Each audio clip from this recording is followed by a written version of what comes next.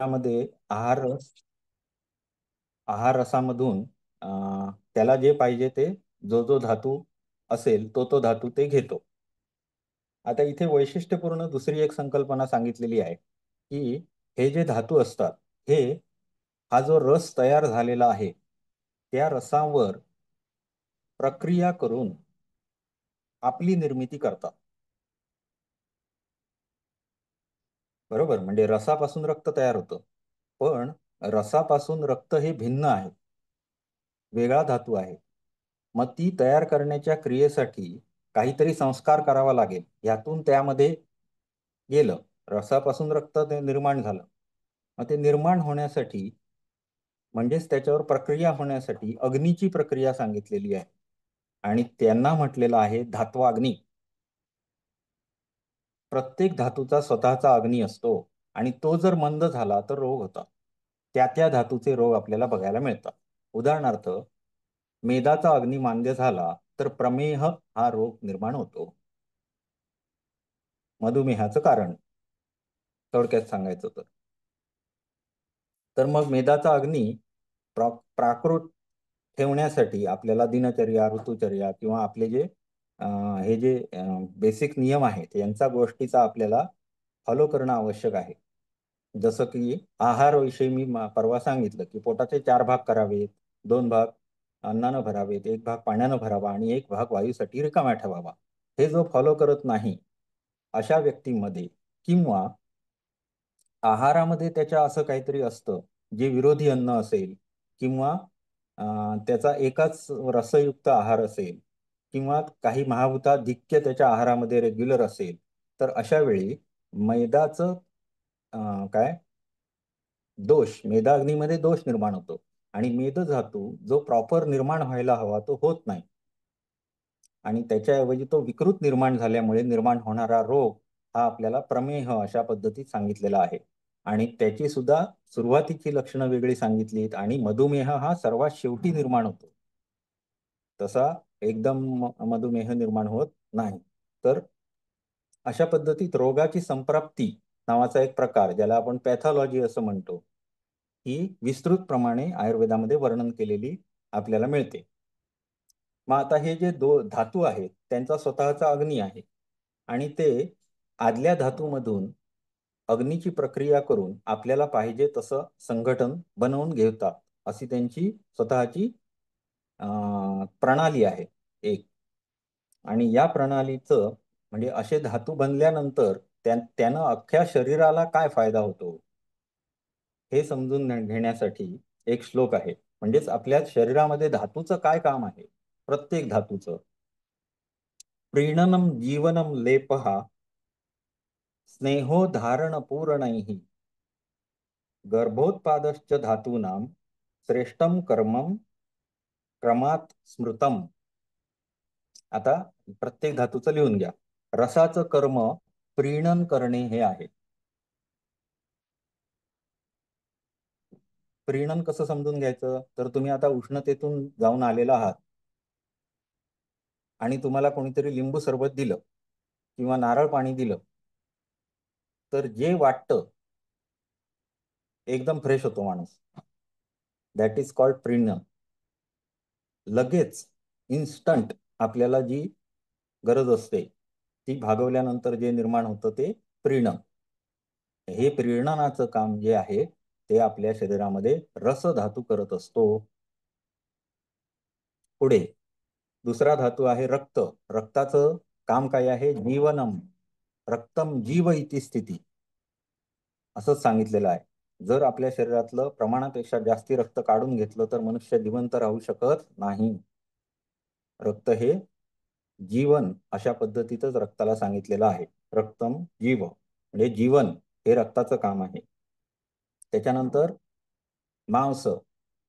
मांस हे काय करतं तर शरीरामध्ये लेपनाचं काम करतं. मांस कसं आहे तर अस्थि धातू जो आहे आपल्या आतमध्ये हाड आहे त्या हाडांच्या वरती मांस हे चढलेलं असतं ज्याच्यामुळे आपल्याला लेपनाचं काम आपल्या शरीरावर होतं. आपल्याला शरीराला जे सहनन प्राप्त झालेलं आहे त्याचा मूळ आधार हा मांस आहे. मांस हे लेपनाचं काम करतो. त्यानंतर मेदधातू. मेदधातू हा स्नेहनाचं काम करतो. स्नेहन म्हणजे काय, तर स्निग्धता आणणे, शरीराला स्निग्धता आणणे. मग जिथे कुठे म्हणून स्निग्धता आवश्यक आहे त्या ठिकाणी हे मेदधातू हा काम करत असणार. तर मेद म्हणजे चरबीच ना? चरबी. चर- चरबी. मग चरबीचे परत प्रकार वेगवेगळे पडू शकतात, ज्याच्यामुळे आपल्या शरीरामध्ये जिथे कुठे घर्षण होऊ नये, जिथे स्निग्धता आवश्यक आहे असं जे असेल तिथे मेदधातू आहे.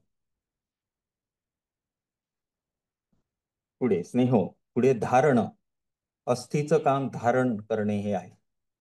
जर समजा आपल्या अशी चुटकी वाजवली आणि सगळे अस्थी नष्ट केले तर काय होईल, खाली गळून पडेल शरीर, असं पसरेल भूमीवर. म्हणजेच धारण करणे शरीराला, याचं काम कोण करतो, अस्थि धातू करतो. आणि पुरण म्हणजे मज्जा.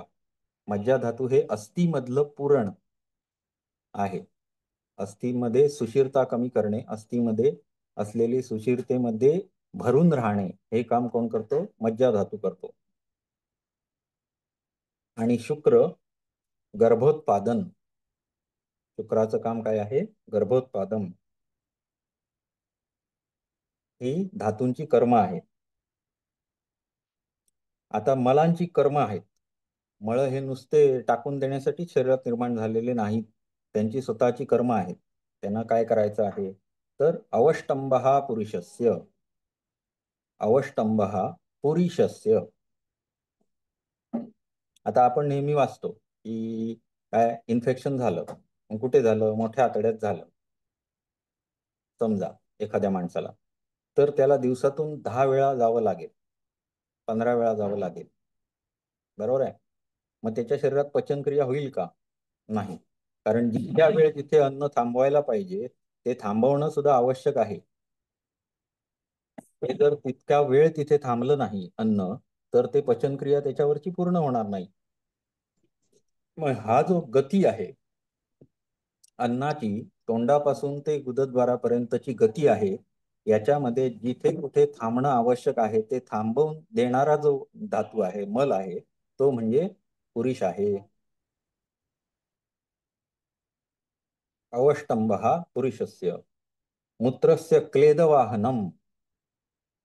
आपलं शरीर जे आहे हे 70% पाण्यानं बनलेलं आहे, बरोबर आहे.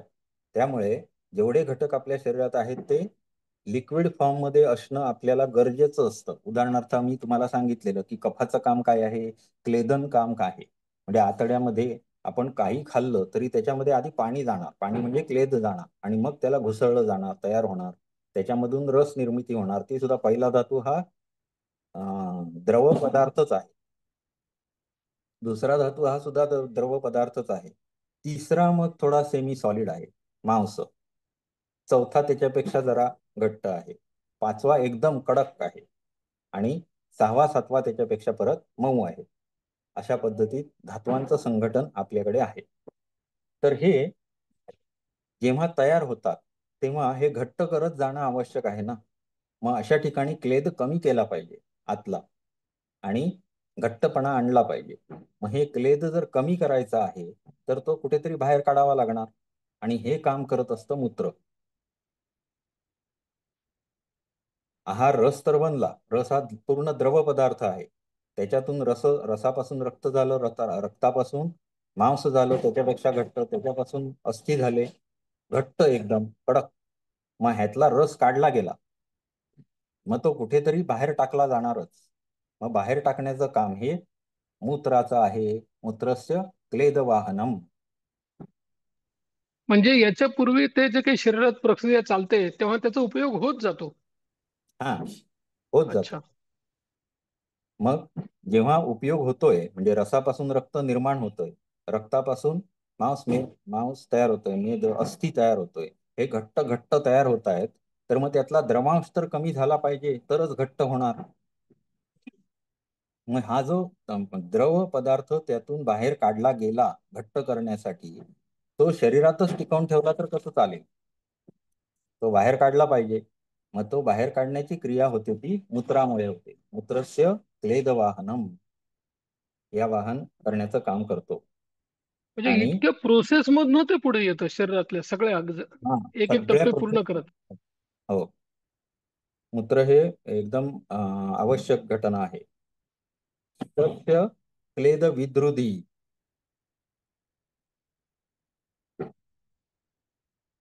आता हे झालं शरीरातली पॅथॉलॉजी, म्हणजे शरीरामधून क्लेद बाहेर काढण्याची क्रिया आहे. बरोबर आहे. परंतु जर समजा असं झालं की बाहेर खूपच उष्णता झाली, बाहेर खूपच वृक्षपणा झाला, म्हणजे थंडीमध्ये आपल्याला बघा त्वचा फाटते आपली, पण त्वचा फाटून चालणार नाही. मग अशा वेळी काय करायला लागेल, तर तिथे त्वचेच्या भागावर क्लेद ठेवावा लागेल. आणि हे काम करतो तो म्हणजे स्वेद. स्वेद हा मल जरी असला तरी सुद्धा स्वेद हा शरीराला प्रोटेक्शनचं पण काम करतो, म्हणजेच त्वचेला प्रोटेक्शनचं काम करतो. क्लेद विद्रुदी म्हणजेच लेपन, क्लेदाचं लेपन म्हणा, हे करण्याची जेव्हा गरज असते तेव्हा ते काम कोण करत असतो? स्वेद हा आपला मल आहे शरीरातला, तो करत असतो.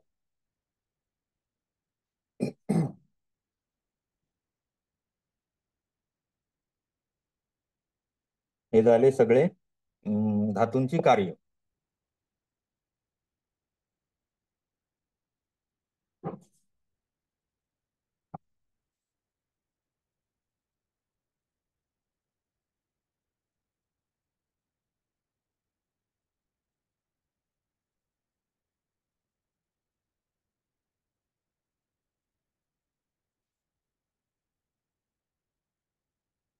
ओझ्याचं मी तुम्हाला सांगितलं की या शुक्रापासून पुढे ओझ निर्माण होतो आणि तो आपल्या सर्व धातूंचं सार अशा पद्धतीत ओझ्याला सांगितलेलं आहे.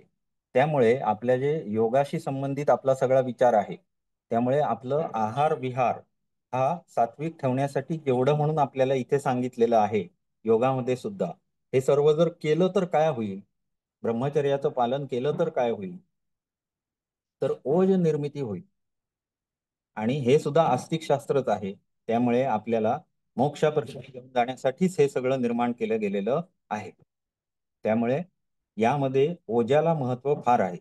ओज निर्मिती किंवा शुक्रापासून ओझ्याची निर्मिती किंवा सप्तधातू चांगले ठेवून ओझ्याची निर्मिती, हे आपलं कर्तव्य आहे. आपल्या शरीराला पालन पोषण करणे, आपल्याला मोक्षापर्यंत घेऊन जाणे, याच्यासाठी ही गोष्ट आवश्यक आहे. आता ओज हा जो आहे तो काय करतो, तर शरीराला ज्याप्रमाणे तेज देतो तसंच मनाला बल देतो. म्हणजे मनुष्याची भीती कमी करणे, भित्रेपणा जर असेल तर तो ओज कमी असल्याचं लक्षण आहे. किंवा एखादा व्यक्ती प्रभावी असणे, एखादा व्यक्ती अप्रभावी असणे, हे ओझ्यावर अवलंबून आहे. धाडस अंगामध्ये असणे हे सुद्धा ओझ्यावर अवलंबून आहे. आपण असं म्हणतो की ओजस्वी आहे पुरुष, त्याला बघितल्यावर ओजस्वी आहे असं वाटलं, म्हणजे काय, तर ओजाने युक्त असं. ठीक आहे, हा ही संकल्पना झाली. आता ते एक जे तुमचं भाषणात सुद्धा म्हणतात ना की याचं भाषण ओजस्वी झालं. ओजस्वी म्हणजे झालं. हा, हा, स्वामी विवेकानंदांच्या भाषणावर सगळ्यांनी टाळ्या वाजवल्या, ओजस्वी हा, होतं. ओजस्वी झालं म्हणजेच काय, तर तो मनाने सुद्धा माणूस तसा आहे असं. तर हे होण्यासाठी ब्रह्मचर्याची गरज आहे, प्लस आहार विहार जो आहे तो व्यवस्थित असला पाहिजे.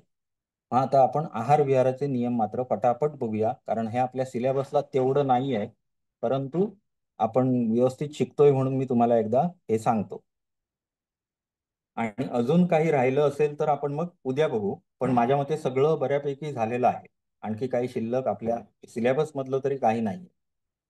तर आज आपण हे महत्वाचे गोष्टी ज्या आहेत त्या बघू, की आपल्याला दैनंदिन जीवनामध्ये उपयोगी पडतील सर्वांना.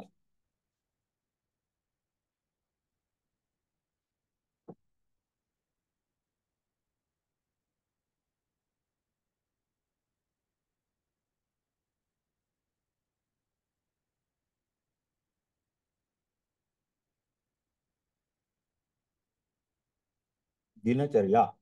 हं? आता हा जो आपला भाग आहे, हा आयुर्वेदाची विश्वाला दिलेली देणगी आहे असं म्हणता येईल. एवढा महत्वाचा भाग आहे. आणि जसजसं विज्ञान पुढे जातंय तसं ह्या गोष्टींचं महत्व आता हळूहळू पुढे येत चाललेलं आहे. परंतु यांनी त्या काळी हे सगळं लिहून ठेवलेलं आहे. ते म्हणजे जसं जणू काही आपल्या शरीराची निगा राखण्यासाठीची एक संहिताच आहे ही. आणि याचं पालन जो मनुष्य व्यवस्थित करतो तो निरोगी आणि बलशाली आयुष्य जगतो. तर हे फार महत्वाचं आहे. दिनचर्या आपली कशी असावी याविषयीचं इथे वर्णन केलेलं आहे. सर्वात पहिला श्लोक यातला काय आहे तर ब्राह्मे मुहूर्ते उत्तिष्ठे. ब्राह्मे मुहूर्त म्हणजे काय तर सूर्योदयापूर्वी 1.5 तास. उठायचं कधी आहे सूर्योदय ज्या तिथे आहे तो बघायचा त्याच्या आधी 1.5 तास उठायला पाहिजे ऍटलिस्ट. कोणी उठायला पाहिजे तर स्वस्थो रक्षार्थम आयुष्याहा. ज्याला आयुष्याचं रक्षण करायचं आहे आणि स्वस्थ राहायचं आहे अशा मनुष्याने ब्रह्म मुहूर्तावर उठलं पाहिजे.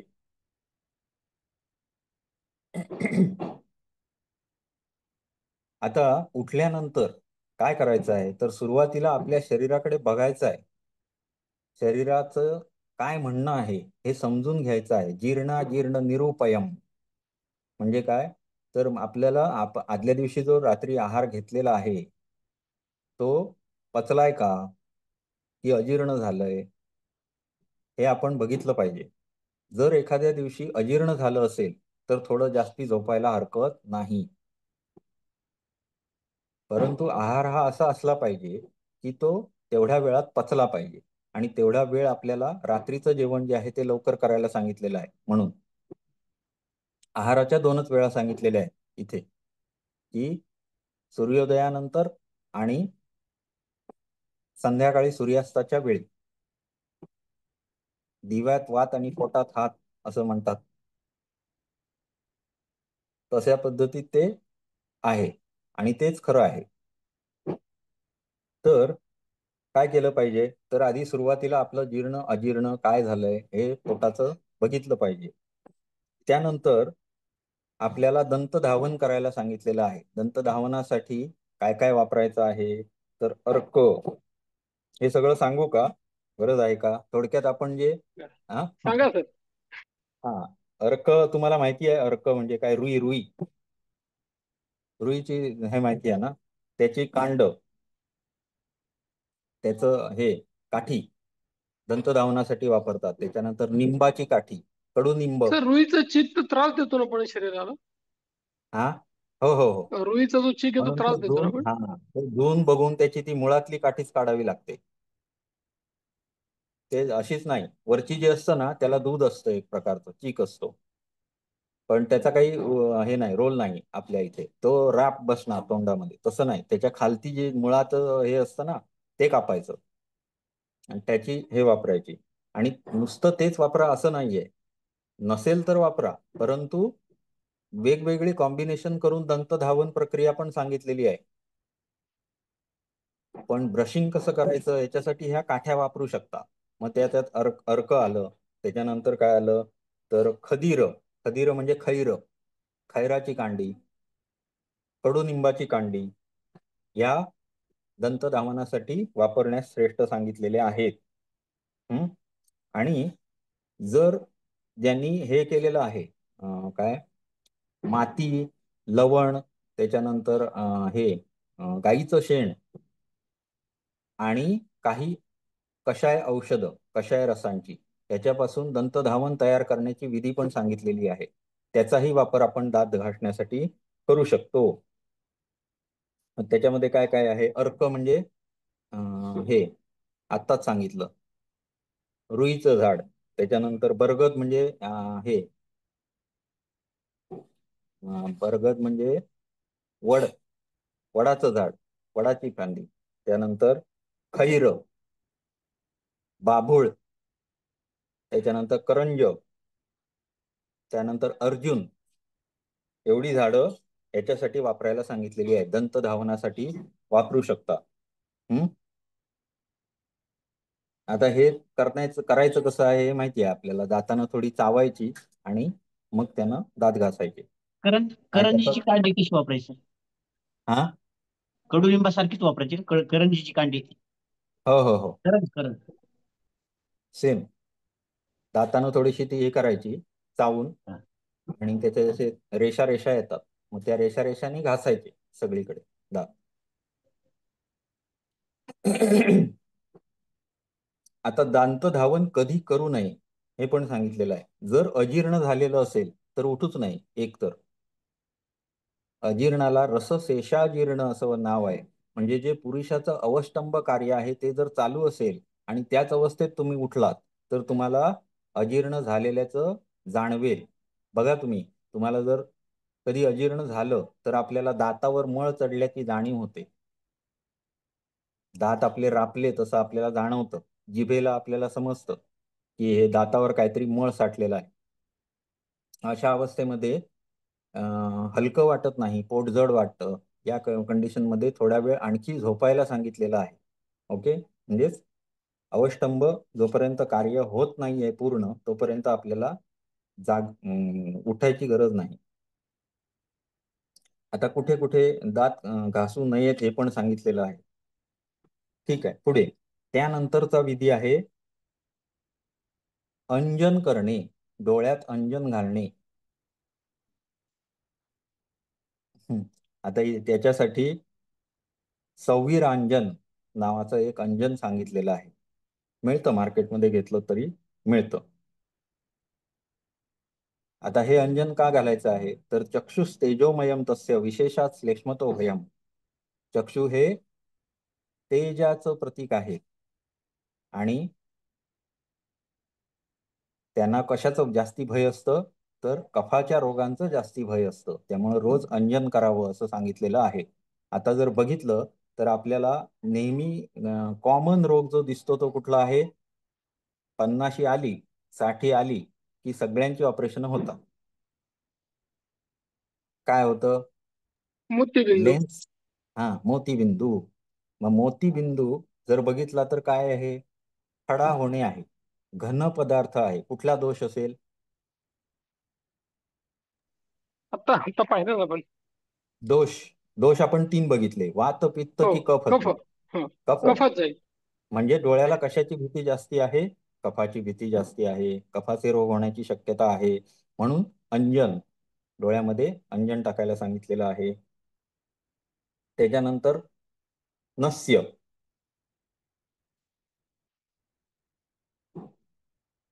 म्हणजे नाकात थेंब टाकायला सांगितलेले आहेत. आता नाकात थेंब टाकल्यानंतर म्हणजे नाकात आपण जे एखादं नस्य, प्रतिमर्श नस्य म्हणून असतात, त्याच्यामध्ये 1 किंवा 2 थेंब रोज जे टाकणारे आहेत त्यांनी टाकायचं आहे. कारण नासा ही शिरसो द्वारम. जर आपल्याला कानाचे रोग होऊ नयेत, नाकाचे रोग होऊ नयेत, डोळ्याचे रोग होऊ नयेत, मस्तिष्क चांगलं राहावं असं वाटत असेल त्यांनी रोज नस्य करायला हरकत नाही. जर विचार केला तर आपल्या CSF मेंदूमध्ये जे द्रव पदार्थ आहे तो सुद्धा बुळबुळीत अशा प्रकारचा आहे. नस्य हे सुद्धा साधर्म्य असलेलं आहे. दात खिळखिळे होऊ नयेत असं ज्यांना वाटतं त्यांनी सुद्धा नस्य करावं. मेंदूची तीक्ष्णता कायम राहावी त्यांनी नस्य करावं. आता हे नस्य झाल्यानंतर नाकात थेंब सोडले, नाकात थेंब सोडले की ते घशात येणार, पण ते दोष घेऊन येणार कारण ते औषध आहे. औषधानं तिथे जे अडकलेले दोष असतील नाकामध्ये ते सगळे घेऊन ते औषध गळ्यापर्यंत येणार. मग त्या दोषांचं निवारण करण्यासाठी तोंडामध्ये काही काढे किंवा तेल धरून ठेवायला सांगितलेलं आहे. त्याला गंडूश असं म्हणतात. आता सरसो का तेल तुम्ही नुसतं कधीतरी एक प्रयोग म्हणून करून बघा की सरसो का तेल घ्यायचं. सरसो म्हणजे आपल्याला काय म्हणतो त्याला? सरसो. मोहरी, मोहरी. मोहरी मोहरी. मोहरी. हा. हा. मोहरीच. तर सरसोचं तेल जे आहे ते तुम्ही साधं गोडं तेल आपल्याकडे जे मिळतं त्याच्यामध्ये 2 चमचे 2 चमचे हे गोड तेल आणि 2 चमचे सरसो तेल असं एकत्र करा. अगदी पूर्णच सरसो घ्या असं म्हणत नाही. नुसतं जरा गरम करा, आपल्याला सहन होईल तोंडाला असं, आणि तोंडात भरा पूर्ण, आणि हनुमानासारखं असं तोंड करून 2 मिनिटं फक्त राहावा. काय होतं बघा आणि मला फोन करा. आपण कधी बघितलेलंच नाही हे करून, पण इतका फ्रेश होतो माणूस. कारण का, तर त्याच्यासाठी एकदम सिंपल हे आहे गोष्ट. मी मेडिकलला आल्यानंतर मलाच म्हणजे मी स्वतःच ती शोधली, समजली मला की काय असेल. जर तुम्ही बघितलं तर आपलं जे नाक आहे तिथे आपल्याला हे येतात बघा, काय पिंपल्स येतात. आपल्याला इथे पिंपल्स येतात. याचं कारण काय आहे, तर इथे स्वेट ग्लँड्स असतात.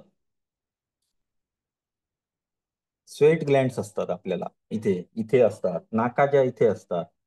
आता जर तुम्ही तोंडात हे ठेवलं नुसतं, तर त्याचा प्रभावानं, नुसत्या त्याच्या तीक्ष्ण गुणामुळे त्या सगळीकडे तुम्हाला स्वेद आल्याचं जाणवेल, पूर्ण चेहऱ्यावर, आणि चेहरा एकदम स्वच्छ होतो. एकदम सुंदर विधी आहे हा. त्याचा जो दर्प असतो, जर तुम्ही लोणच्यामध्ये आपण हे घालतो बघा, मोहरीचं लोणचं, म्हणजे मोहरीचं हे घालतो फोडणी वगैरे भरपूर घातली की आपल्याला नाकामध्ये त्याचा ठसका जातो बघा एकदम. हम्म. बरोबर आहे ना? तर हम्म. तो जो ठसका जातो, हा जो प्रकार आहे ना, तो तुम्ही नुसता तोंडात धरून ठेवलं तरी सुद्धा ते काम व्यवस्थित होतं, आणि हे सगळं स्वच्छ होतात, रंध्र स्वच्छ होतात. आता हे गंडूश केलं.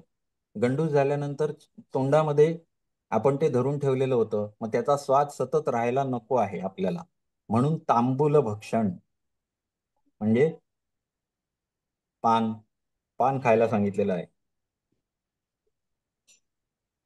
आता हे पान काय करतं, तर आतमध्ये जो तोंडामध्ये आपण धरलं, तोंडामध्ये जेव्हा गंडूश आपण धरलं त्यावेळी त्यानं काय काय केलं, तर ह्या सगळ्या स्वेदग्रंथी रिकाम्या केल्या. त्याच्यानंतर आपल्या लाला ग्रंथी आहेत सगळ्या, त्या लाला ग्रंथी साफ झाल्या. त्याच्यानंतर दातांचे ज्या हिरड्या आहेत त्या मजबूत झाल्या. त्याच्यानंतर दातांवर जे किटाणू बसलेले आहेत त्यांची संख्या नष्ट झाली. एवढे सगळे फायदे गंडूसचे आहेत. ओके. ते झाल्यानंतर आता हे जो तोंडामध्ये रस राहिला तो, किंवा तोंडाचा दुसऱ्याला वास येईल, हा बदलण्यासाठी आपल्याला काय खाल्लं पाहिजे, विडा. पान, सुपारी, चुना, कात यांचा मिळून होतो तो विडा. हे सगळे जे आहेत याच्यामध्ये शालनाचा गुणधर्म आहे. म्हणजे आपण जो विशद नावाचा गुण बघितलेला होता, शालने विशद, हा म्हणजे घासणे नव्हे, विसळण्याचं काम बरोबर होतं. त्याच्यामुळे हा जो दर्प असेल, कुठलाही मुख दुर्गंधी असेल, हा नष्ट होतोय. ओके.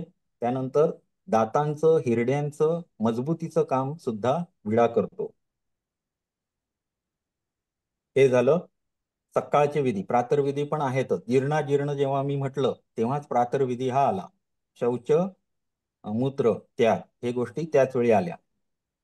त्यानंतर, आणि ते पण व्यवस्थित सांगितलेलं आहे बरं का, उत्तर दिशेकडे तोंड करून वगैरे वगैरे व्यवस्थित कसा विधी करावा हे सुद्धा सांगितलेलं आहे.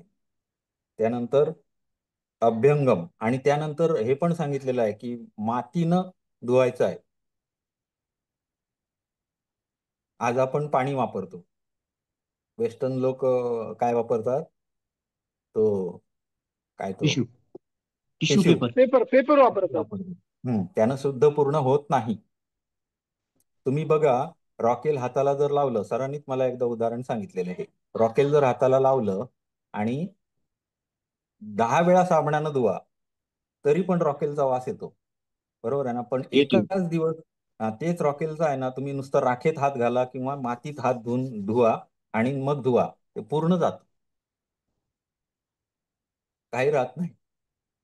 त्यामुळे मातीसारखं हे दुसरं नाही, शालनासाठी उत्तम. ओके. पुढे हे सगळं झालं. हे झाल्यानंतर आपल्याला आंघोळ करायची आहे. मग आंघोळ कशानं करायची, तर आंघोळीच्या आधी अभ्यंगम आचरेत नित्यम स जरा श्रम वातः, हा श्लोक अगदी लिहून ठेवण्यासारखा श्लोक आहे. की आपल्या दैनंदिन आचरणामध्ये ही गोष्ट पाहिजे. अभ्यंगम आचरेत नित्यम. रोज अभ्यंग करायचा आहे. अभ्यंग म्हणजे काय, तर अंगाला पूर्ण तेल लावणे. नित्यम. ते काय करतं, तर जरा, जरा म्हणजे म्हातारपण. वृद्धपणा. वृद्ध म्हातारपण वृद्ध थांबवतं. पुढे श्रम.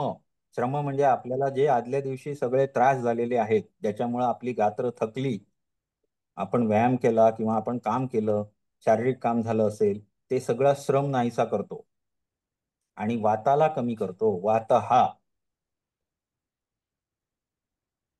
शरीराला वृद्धत्वाकडे नेणारा वात आहे, आणि त्याला जर कमी ठेवायचं असेल तर अभ्यंग केला पाहिजे. आता याचं तुम्हाला रेट्रोस्पेक्टिव्ह पण सांगतो, की आपलं सर्वात मोठं अंग जर कुठलं असेल तर त्वचा आहे. आणि त्वचेकडे जाणारा कुठला वायू आहे, व्यान वायू आहे. जर आपण वाऱ्यामध्ये काम करतोय, आपलं शरीर 120च्या स्पीडनं 110च्या स्पीडनं जाण्यासाठी बनलंय का? पायानं जेवढं चालू शकतो 20 किलोमीटर प्रति तास, एवढ्या स्पीडसाठी आपण बनलो. पण आज आपली जर दिनचर्या बघितली तर सतत आपल्या समोर वारा असतो. पंख्याशिवाय आपल्याला चालत नाही, एसी शिवाय चालत नाही. मग आपल्या शरीरातला वात वाढणारच. वात वृद्धीची सगळी कामं आपण करतच असतो रोज,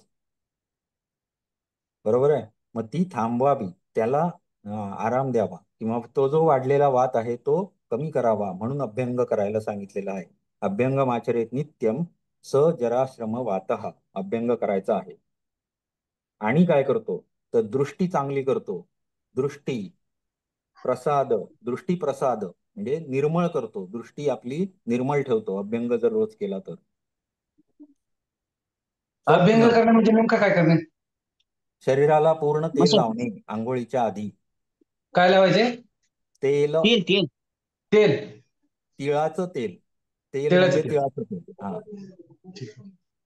तर ते तेल तेल हा काढणं शब्दच फार अवघड आहे तिळापासून. हो. हा.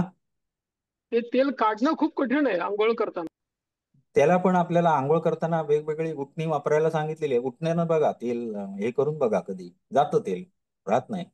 आणि जर तुमच्या त्वचेच्या ग्रंथी समजल्या, तुम्ही 8 दिवस जर केलं ना, तर 10व्या दिवशी तुम्हाला तेवढं काय वाटणार नाही.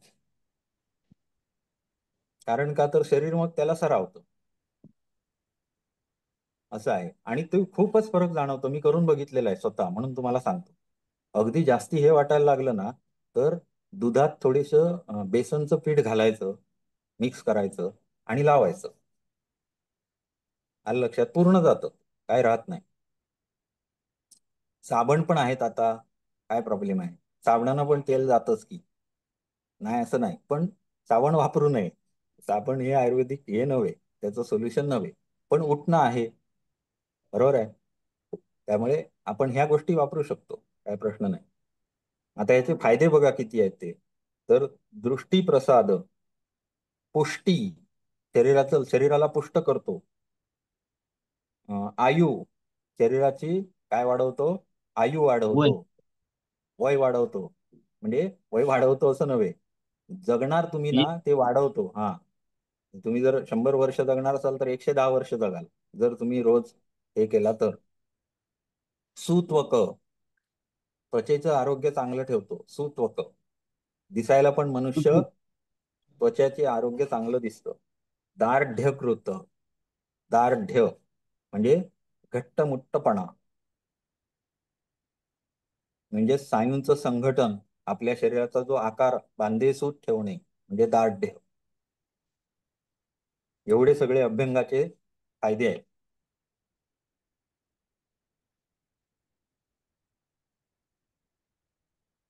आता ह्याच्यात सुद्धा ज्यांना शक्य नाहीये की बाबा याला पूर्ण अंगाला तेल लावत बसणं म्हणजे अर्धा तास घालवायला पाहिजे, मग त्यांच्यासाठी पण परत सांगितलं की जर तुम्हाला शक्य नाहीये तर तुम्ही काय करा, शिर, डोक्याला तेल लावा. श्रवण, हे लावतो. कानात तेल घाला. आणि पादेशु म्हणजे तळपायाला तेल लावा. हे 3 अभ्यंगाचे विशेष प्रकार सांगितलेले आहेत, की एवढं तरी कराच. आता जर एखाद्याला कफाचा रोग झालेला असेल तर त्यानं अभ्यंग करू नये. असं पण इथे सांगितलेलं आहे.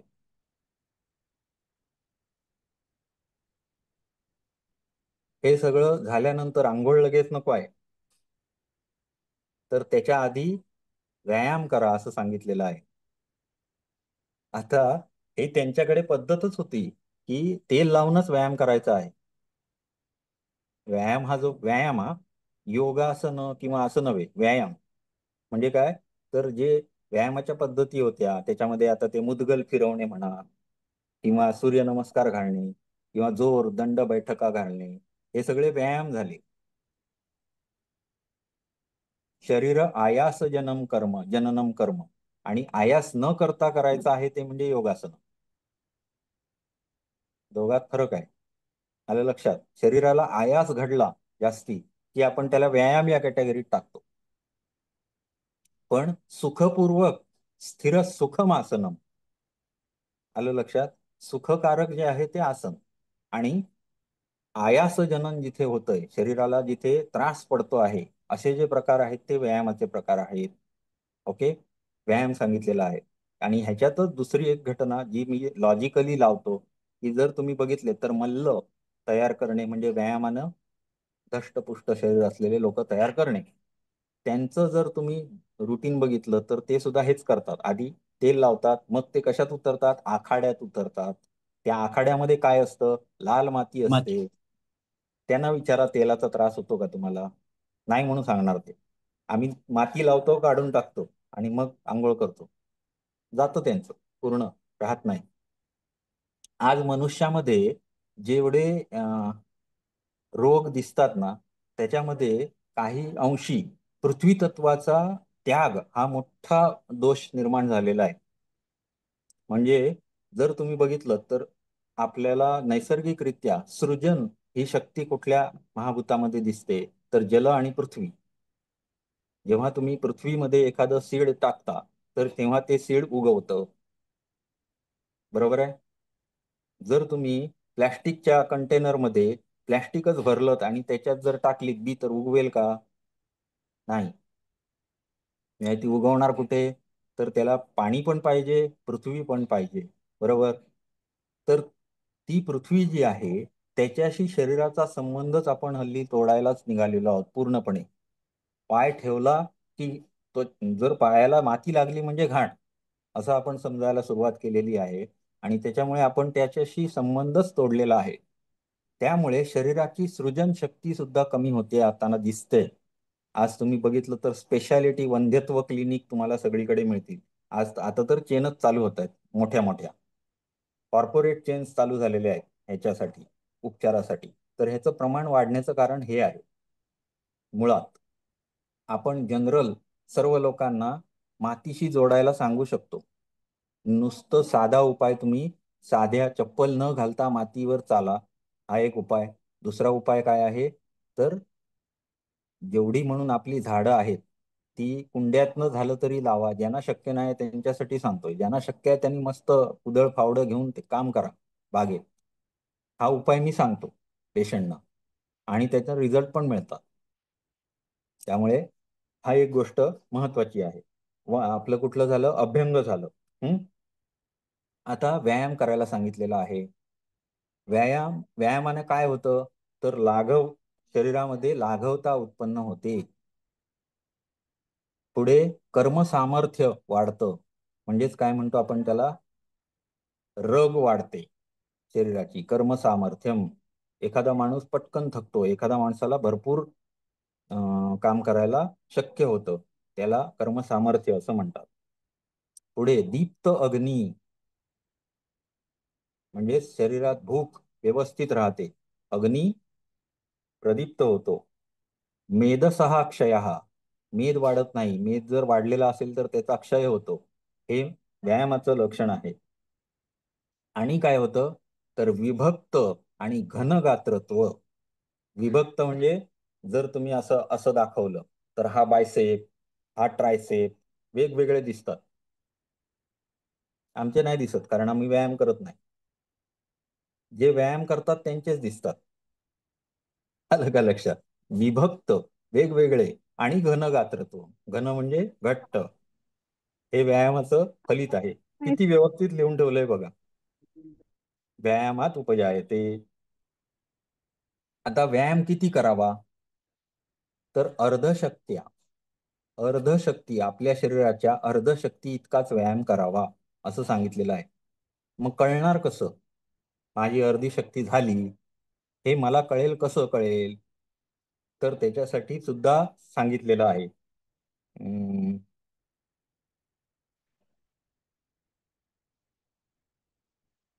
जेव्हा कपाळावर घाम येतो तेव्हा व्यायाम बंद करावा.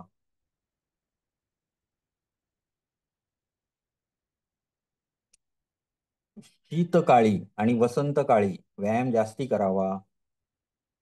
उष्णकाळी आणि वर्षाकाळी व्यायाम कमी करावा. एवढं सगळं वर्णन इथे आहे.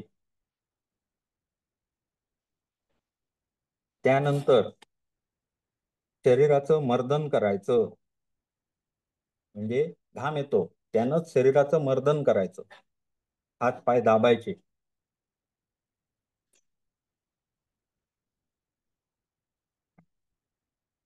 त्यानंतर आता आपण पहिलं काय केलेलं आहे, स्नेहन केलेलं आहे, त्यानंतर व्यायाम केलेला आहे. आता त्यानंतर आपल्याला उठणं लावायला सांगितलेलं आहे. शरीराला उठणं लावायचं. उठण्याचे फायदे: त्वचेचं प्रसाधन करतं, अंगांचं स्थिरीकरण करतं. त्यानंतर वृश्यम म्हणजे शुक्र धातू वाढवतं शरीरामध्ये. त्यानंतर दीपनम म्हणजे अग्नी प्रदीप्त करतं. ऊर्जा वाढवतं शरीरामध्ये आणि बल वाढवतं. एवढे सगळे फायदे आहेत. उठण्याचे खूप जास्त फायदे सर. हो हो. आणि त्यातही परत आपण दोषानुसार बघून ठरवतो, अनुलोम करायचं, उठण्याचं मालिश, की प्रतिलोम करायचं. प्रतिलोम केलं म्हणजे जास्ती खरखरीतपणा. मग ज्यांना मेददोष कफदोष वाढलेला आहे त्यांच्यासाठी उलट्या बाजूनं, आणि सरळ करायचं असेल त्यांना, ज्यांना आपण त्वचा प्रसाधन म्हणा किंवा रेग्युलर मसाजसाठी वापरायचा पद्धत. आता पुढे स्नान.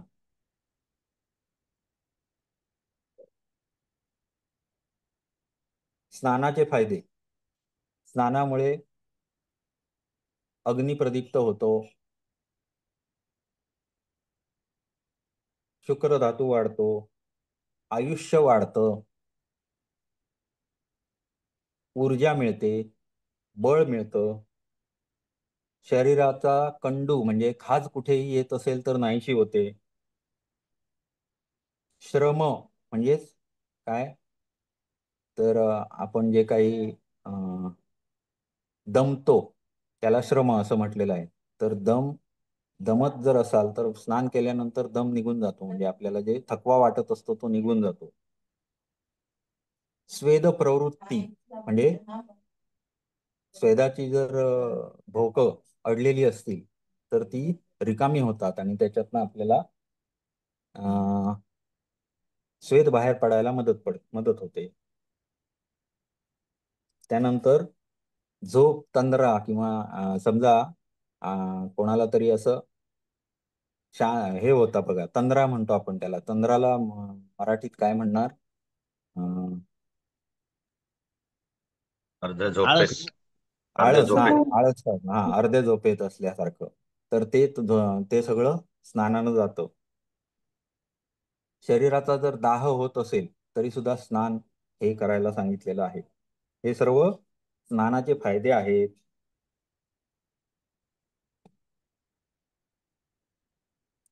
गरम पाण्याने मानेच्या खाली आंघोळ करावी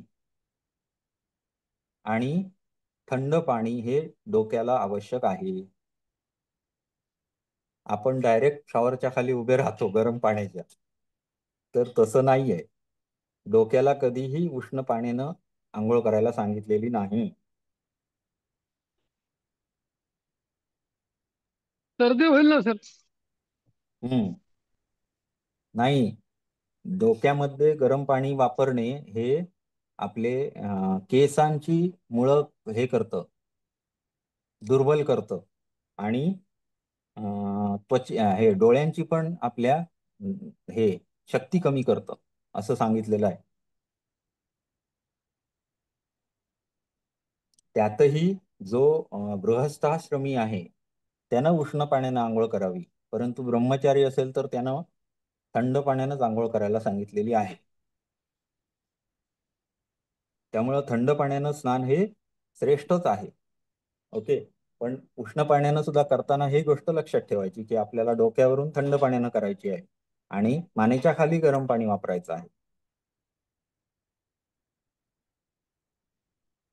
आता जेव्हा कधी आपल्याला एखाद्याला लकवा मारला असेल त्यानं स्नान करू नये, ज्याला नेत्ररोग झालाय त्यानं स्नान करू नये, मुखरोग झालेल्यानं स्नान करू नये, असे खूप गोष्टी सांगितलेल्या आहेत. कानाचे रोग झालेल्यानं स्नान करू नये, अतिसार झाला असेल तर स्नान करू नये, एवढ्या गोष्टी आहेत. परत सांगा सर हे. हे करू नये निषेध सांगू. हा, लकवा तोंडाचे रोग. लकवा, तोंडाचे रोग, नेत्ररोग, कर्णरोग, अतिसार, अजीर्ण, त्यानंतर जेवणानंतर स्नान करणे. आपण बघा आरामात उठतो, उठल्यानंतर अर्ध्या तासात नाश्त्याला बसतो, कारण का तर घरात नाश्ता तयार असतो, बरोबर आहे. उशिरा उठतो, उठल्यानंतर घरात नाश्ता तयार झालेला असतो, नाश्त्याची वेळ झालेली आहे, तुम्ही उशिरा उठलात, मला वेळ नाही पुढे परत तुम्हाला द्यायला, आत्ता आला पाहिजे तुम्ही, मग आपण जाऊन बसतो, नाश्ता करतो आणि करून झाल्यानंतर मग आंघोळीला जातो. आंघोळ. चुकीचा व्यवहार आहे, बरोबर आहे. हे असं करायचं नाही. पुढे आता जेवण, स्नान केल्यानंतर जेवण करायचं आहे आणि ते सुद्धा पहिल्यांदा ईश्वराला दिल्यानंतर. म्हणजे म्हणजे त्याच्या आधी पूजा बिजा ही कर्तव्य आलीच, आलं का लक्षात. म्हणजेच आपण ईश्वराला भोग देणार, म्हणजे देवाला आपण प्रसाद ठेवणार आणि मग त्याच्यानंतर आपण स्वतः सेवन करायचं आहे. मग आता हे सगळं ब्राह्मी मुहूर्ते उत्तिष्ठेपासून किती वेळातलं आहे गोष्ट? 1.5-2 तासातली गोष्ट होईल नाही, सगळी विचार केला 3 तास धरा, बरोबर आहे ना. म्हणजे जेवायला किती वाजतील साधारण? 7:30, 8. 8 खूप झाले. बरोबर, तर 8 वाजता जेवायला सांगितलेलं आहे. तर आता हे जेवणाचं सुद्धा जेवण जे असेल ते कसं असावं, तर हितम आणि मितम असे 2 प्रकार आहेत. हितम म्हणजे काय, तर ऋतूनुसार भोजन सांगितलेलं आहे. ऋतूनुसार जेवणामध्ये बदल सांगितलेले आहेत आणि जे ऋतू मी तुम्हाला सांगितले त्या ऋतूमध्ये, आता समजा 3च ऋतू आपण धरूया की उन्हाळा, पावसाळा आणि हिवाळा. जर तुम्ही बघितलात तर साधारण 15 मेच्या नंतर किंवा अगदी शेवटी शेवटी काय काय होतं, पावसाळा चालू होतो. पण होतो असं नाही, ते काय होतं, तर पहिल्यांदा ते ढगांचा गडगडाट चालू होतो, अचानक उष्णता जी असते ती कमी होते, बरोबर आहे. आणि आपल्याला भूक मंदावते. बघा तुम्ही ऑब्झर्व करून बघा, सगळ्यांचंच हे होतं, सगळ्यांच्या शरीरात हे ऑटोमॅटिकच घडतं. भूक मंद होते, कारण का, तर ऋतू चेंज होतो आहे. शरीर लक्षणं देणारच, शरीर आपली लक्षणं प्रोड्यूस करणारच. आणि या अवस्थेमध्ये जे 15 दिवस असतात ज्याच्यामध्ये ऋतू संक्रमण होत असतं, एका ऋतूमधून दुसऱ्या ऋतूमध्ये आपण जात असतो, या ऋतूमध्ये आपल्या आहाराचा पोर्शन कमी करायला सांगितलेला आहे. आहाराची मात्रा कमी करायला सांगितलेली आहे. प्रत्येक ऋतू जेव्हा बदलतो त्याला प्रावृट काळ असं म्हटलं जातं. या ऋतूचा शेवटचे 15 दिवस आणि पुढच्या ऋतूचे अलीकडचे 15 दिवस, हा जो 1 महिन्याचा मधला कालावधी आहे याच्यामध्ये प्रावृट ऋतू असं याला म्हणतात. आणि जर तुम्ही बघितलं तर याच ऋतूमध्ये पेशंट सगळे जास्ती असतात, पेशंट डॉक्टरांकडे भरपूर पेशंट वाढलेले असतात सगळे. जर ह्या ऋतू टिपिकल तुम्हाला सांगायचं झालं तर सर्दी खोकला हे त्या सीझन मध्ये पेशंट येतात जून महिन्यात. आणि जर इकडे ऑक्टोबर आणि हिवाळा याच्यामध्ये जर बघितलं तर सगळे त्वचा रोगाचे पेशंट जास्ती असतात, कारण पित्ताचा प्रकोप झालेला असतो त्यांच्यामध्ये. आता ही जी पित्ताची नॉर्मल होण्याची क्रिया आहे, तिकडे वाताची नॉर्मल होण्याची क्रिया आहे, ती घडवून येण्यासाठी आहार नॉर्मल ठेवायला सांगितलेला आहे, कमी ठेवायला सांगितलेला आहे. कारण का, तर प्रत्येक धातूचा जो अग्नी आहे त्याला स्वतःमध्ये बदल करायचा आहे, त्याला थोडा वेळ दिला पाहिजे. आणि तुम्ही नुसतं जर जठराग्नीलाच महत्व देत राहिलात, सगळी शक्ती तिकडेच जर घालायला लागली, तर बाकी शरीराच्या काम करण्यासाठी ऊर्जा शिल्लक राहणार नाही. म्हणून आहार कमी करायला सांगितलेला आहे. ठीक आहे, प्रावृत्त ऋतू हा तुम्हाला लक्षात आला.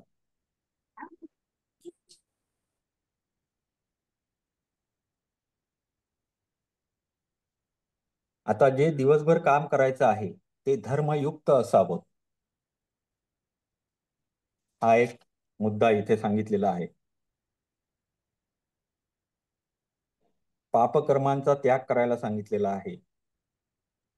त्याच्यामध्ये जसं आपल्याला हे सांगितलंय ना, यम, तेच सांगितलेले आहेत. अहिंसा, अस्तेयम, अन्यथा कामम, पैशुनम, पुरुषानृते. म्हणजे हे सगळे तिकडचीच गोष्टी आहेत, योगामधल्याच गोष्टी सांगितलेल्या आहेत, ज्या आपल्याला तिथे सांगून ठेवलेल्या आहेत.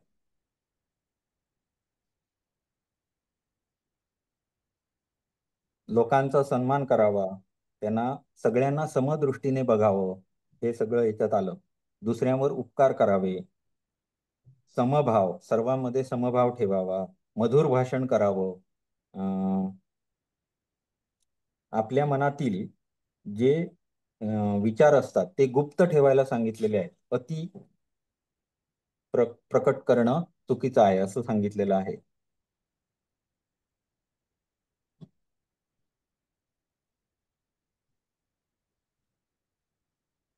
नख, मिशी, दाढी अधिक न बढावे, पूर्ण कापून टाका म्हणून सांगितलेलं नाही, अधिक न बढावे.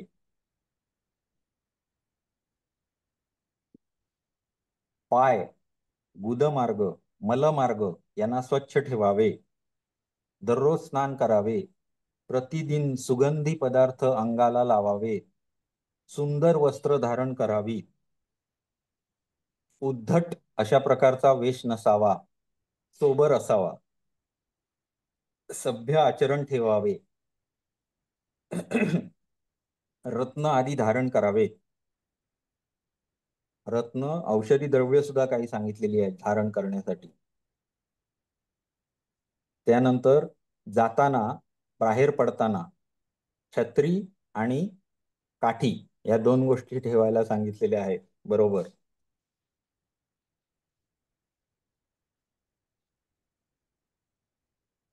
तोंडावर हात धरल्याशिवाय शिंकू नये, तोंडावर हात धरल्याशिवाय हसू नये, तोंडावर हात धरल्याशिवाय जांभई देऊ नये. किती डिटेल सांगितलंय बघा, व्यवस्थित एकदम. नाकामध्ये असं करू नये, व्यवस्थित एकदम डिटेल सगळं सांगून ठेवलेलं आहे इथे. त्याच्यानंतर अकारण उगाच असं असं करत राहिला, कुठेतरी खाजवत राहिला, ही गोष्ट करू नये. त्याच्यानंतर पाय सतत हलवत राहू नये, या सगळ्या गोष्टी आयुर्वेदात सांगून ठेवलेल्या आहेत. तर समर्थ रामदासांनी पण हे सांगितलंय, मूर्खांची लक्षणं पडत मूर्खांच्या लक्षणांमध्ये. त्याच्यानंतर मद्य विक्रिय, मद्याची विक्री करू नये, मद्य निर्माण पण करू नये, तसंच त्याची लेनदेन सुद्धा करू नये. आणि कनिष्ठ व्यापार सांगितलेले आहेत, म्हणजे कुठले व्यापार करावेत आणि कुठले व्यापार करू नयेत हे सुद्धा याच्यात सांगितलेलं आहे. मी थोडं फास्ट घेतोय.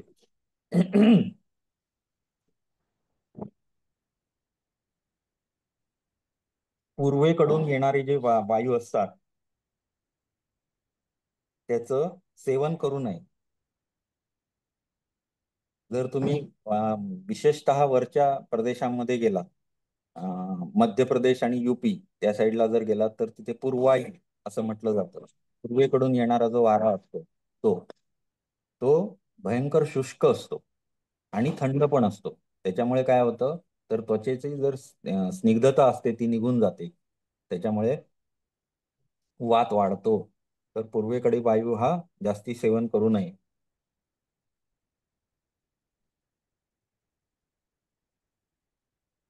जेव्हा तुमचं शरीर सरळ नसेल तेव्हा शिंकू नका, ढेकर देऊ नका, खोकला काढू नका.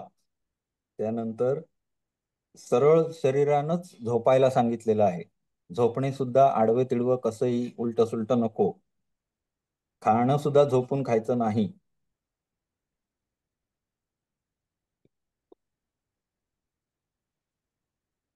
राजाच्या शत्रूचे साथ न करे.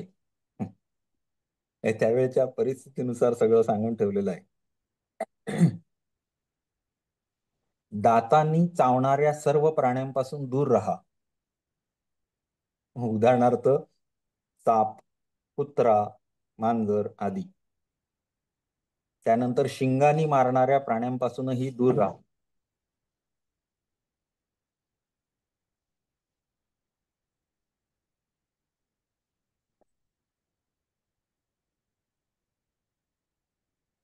संध्याकाळी दीर्घ भोजनाचा विचार करू नका, इथपासून सांगितलेलं आहे. आपण असा विचार करतो, आता ऑफिस मधून जाणार, 6 वाजलेले आहेत, ऑफिस सुटणार, आताच जाऊन मस्तपैकी बायकोला फोन पण करून ठेवलेला असतो, काहीतरी मासे बनव नाहीतर काहीतरी बनव, आणि मग घराकडे जाऊन ताव मारणार, असे विचारात मनुष्य घराकडे जातात. आणि हे मी रेग्युलर मुंबईमध्ये बघितलेलं आहे. तर त्याचा विचार करू नका म्हणजे त्या भोजनाला इतकं तुच्छ मानलेलं आहे संध्याकाळच्या, की संध्याकाळचं भोजन हे भिकाऱ्याप्रमाणे करावं. खाऊ खाऊ तर नका, पण विचार पण करू नका. हा, एवढंच. नुसता वास घेऊनच झोपायचं आहे, एवढं कमी संध्याकाळचं भोजन असलं पाहिजे. आणि ते सुद्धा कधी, तर जेव्हा सूर्यास्त होतो त्यावेळी. झोपताना तेलाचा दिवा लावायला सांगितलेला आहे.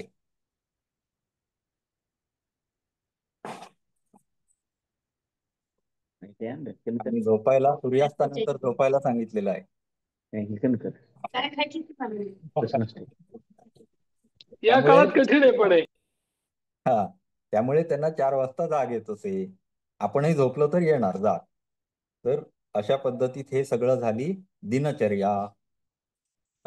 तशीच ऋतुचर्या सुद्धा आहे. आता ऋतुचर्या म्हणजे काय असणार, तर सिंपल, जसं मी तुम्हाला दोषांचं सगळ्या उदाहरण सांगितलं की या ऋतूमध्ये हा दोषाचा चय होतो, प्रकोप होतो आणि प्रशम होतो. त्यानुसार ऋतूमध्ये काय खानपान ठेवावं, काय आपली हे असावी. उदाहरणार्थ आपण थंड ऋतूमध्ये व्यायाम जास्ती करू शकतो, पण उष्ण आणि वर्षा ऋतूमध्ये जास्ती व्यायाम चालणार नाही. ओके. त्यानंतर आपलं खाणं पिणं सुद्धा कसं असतं, तर आपले जेवढे म्हणून सण आहेत आणि त्या सणांना आपण जे कुठले प्रसाद म्हणून लावतो, ते सर्वच्या सर्व आपल्या शरीराला पोषक आहेत, एवढं जरी समजलं तरी खूप झालं. मकर संक्रांतीला तीळ वापरतात, कारण का, तर स्निग्धतेची आवश्यकता आहे शरीरामध्ये. त्यानंतर आपण सगळे आपले जे उपास हा जो प्रकार आहे तो मॅक्झिमम कुठे येतो, श्रावण महिन्यात येतो, म्हणजेच वर्षा ऋतूमध्ये येतो. त्या ऋतूमध्ये वाताचा आपल्याला प्रकोप होणार असतो आणि या कालावधीमध्ये हे उपास सांगितलेले आहेत. तर अशा पद्धतीत आपल्या शरीराला समजून घेण्यासाठी हा आयुर्वेदाचा जो प्रकार पार्ट आपल्याला दिलेला होता तो मॅक्झिमम मी संपवलेला आहे. उद्याच्या लेक्चरमध्ये जर काही शिल्लक असेल तरच मी घेईन, नाहीतर मग काही घेण्यात तात्पर्य काही नाहीये. शिल्लक काही ठेवलेलं नाही असं मला वाटतंय, तरी एकदा मी चाळून बघतो सगळा ग्रंथ आणि ठरवतो की काही घ्यायचं असेल तर तेवढं घेऊन टाकेन. ठीक आहे, आज आपण इथे थांबू. हरिओम. छान. हरिओम. हरिओम सर, खूप धन्यवाद. कारण योग शिक्षकांना आपल्या आसन प्राणायामाच्या बरोबरच आरोग्यासाठी काय काय आवश्यक आहेत आणि शास्त्राला धरून जी माहिती आहे ती आपण मूळ माहितीसह सांगितली, ती सर्वांना समजेल अशी सांगितली. खूप खूप धन्यवाद सर. धन्यवाद. अनुमोदन कुडके सर. सगळे उपस्थित राहिलात त्याबद्दल धन्यवाद. ऍक्च्युली सर, सरांनी जे काम केलंय ना, हे जटिल विषयाला एवढं सोपं सोपं बनवून मी एकदा दोनदा फोन पण केला, अरे खूप खूप खूप सोपं छान सर, खूप केलंय. सोपं. खूप एवढं शॉर्ट आउट करून एवढं सोपं करून सांगणं म्हणजे मोठं काम केलेलं आहे. याच्या माझे बरेच लेक्चर मिस झाले होते, त्यामुळे नोट्स टाका कृपया. नाही, नोट्स नोट्स करायला लागतील नोट्स तर सगळं. सर्वांनाच आवश्यक आहेत सर. या होय तुम्ही होय, जे करायला लागतील. केलंय ना, करूया. हे इतकं छान केलंय. खूप आमच्यावर असं आनंद उपकार आहेत सर. याचे नोट्स केले तर ना, हे आम्हाला कायमस्वरूपी उपयोगाचं होईल. करतो व्यवस्थित करतो. आणि दैनंदिन जीवनाशी संबंधित आहेत, त्यामुळे खूपच हा. प्रॅक्टिकल मुद्दे झाले हो सगळे. होय. सर रेकॉर्डिंग स्टॉप करा.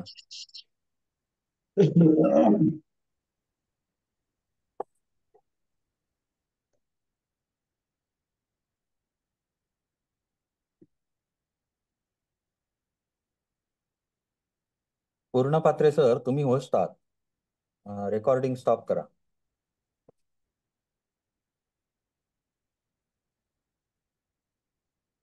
पूर्णपात्रे सरांचं हे गेलंय वाटतं नेटवर्क. नेटवर्क गेला असतं तर राहणार नाहीत ते, दुसऱ्याला येते पोस्ट. मग अजून कोणाचं असेल? नाही, आहेत सर, आहेत नाही, झाले सर, झाले सर. सर आहेत. तुम्ही काय सर खाताय मध्ये रेकॉर्डिंग मध्ये? स्टॉप करा. नेटवर्कच्या प्रॉब्लेममुळे मी बाहेर पडलो होतो. हा. पूर्णपात्रे सर झाले होते. रेकॉर्डिंग स्टॉप करा सर.